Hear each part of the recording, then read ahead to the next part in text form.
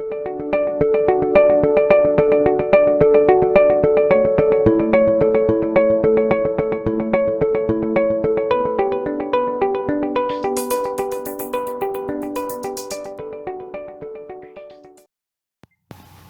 morning, everybody. Meg Young back again today. I hope that you're doing well. Hope things are going well for you and your family, that you guys are all safe and happy. I've been doing a lot of talking with you about ways to get through COVID-19 and any other stressors that are happening throughout life for you. We've done a lot of talk on mindset recently. One of the things that I've actually heard, this is not about mindset, but it's more about community and support.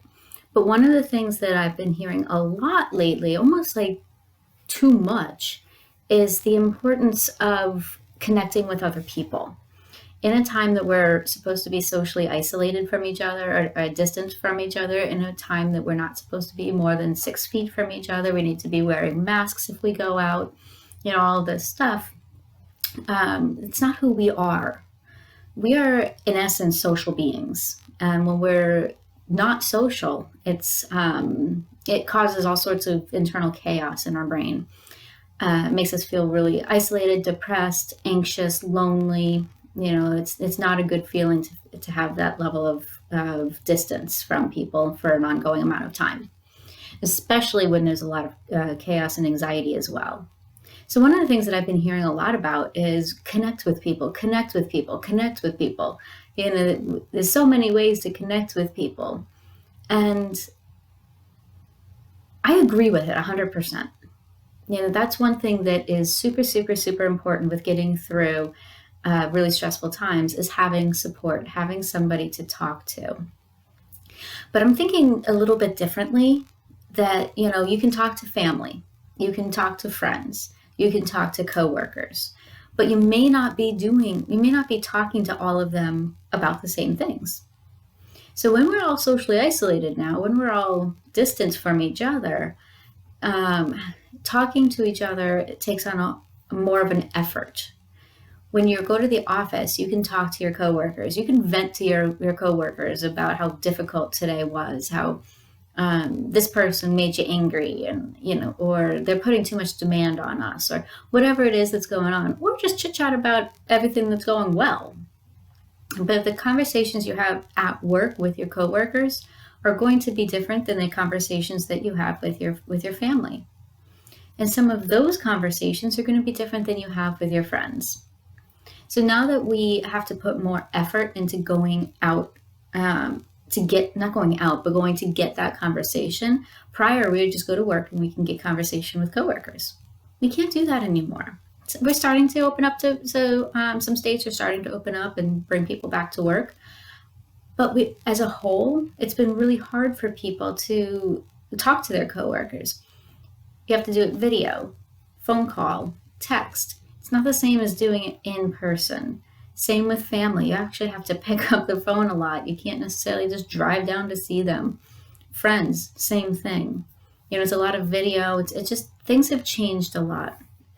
I've been a telehealth provider for over a year. And one of the things that I had to adjust to when I started teletherapy, which everyone's now trying to adjust to, is that human connection. We can lose that human connection being virtual, being over the computer. So how do you get that human connection? How do you see the whole entire body language? How do you see that what's happening in the person's body and life? Doing it this way versus doing it in person. Also, depending on what's happening in everybody's daily lives. People are getting interrupted by kids. People have, spouses trying to work at home as well. So there's a lot of different things that you have to organize and pull together that people weren't ready for. So this communicate over the internet thing is not an easy switch for people. So as we're trying to communicate better with people, as we're trying to find new ways to communicate with people and new ways to connect so that we're not feeling socially isolated, it's important to remember that the shift to online connectivity is not an easy thing. It's a huge change for the brain. It's a huge change for well, I'm going to say the brain, but several different parts of the brain. The way we understand what's happening in the world, the way that we see each other, the way that we communicate. Then there's also lag time. There's also internet connectivity issues where it might drop. Some people have internet, some people don't. There is a large portion of the United States that still does not have regular high speed internet. Um, and then also just the body language, recognizing the differences in body language, distractions, trying to pull all of this together. So what I want you to do today is I want you to think about how you're communicating with your friends, family, coworkers, and loved ones. Kind of take an inventory of your life. Who are the people that you could be communicating with? Who are the people that you could communicate with on the phone, text, computer, however? And how are you doing with those connections? What are you seeing that's working for you? And what are you seeing that's holding you back? Are you noticing that you're just more resistant to doing it? You don't want to do it?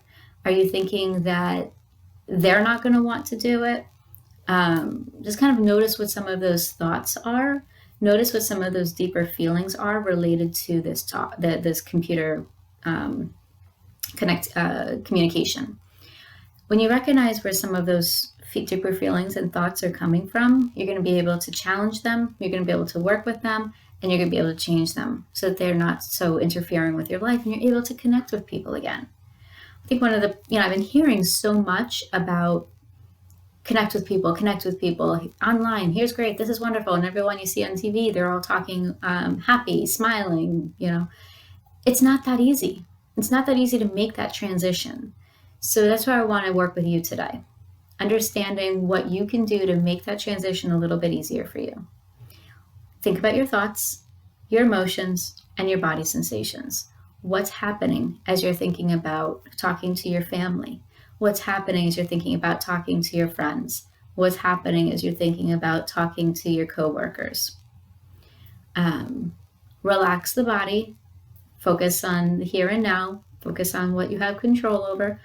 Focus on where your resistance is, and you'll be able to overcome some of those resistances. I'm not sure that's a word, but I'll go with it. So I want you to think about that today, okay? Where is your resistance to the online world? And what can you do about it?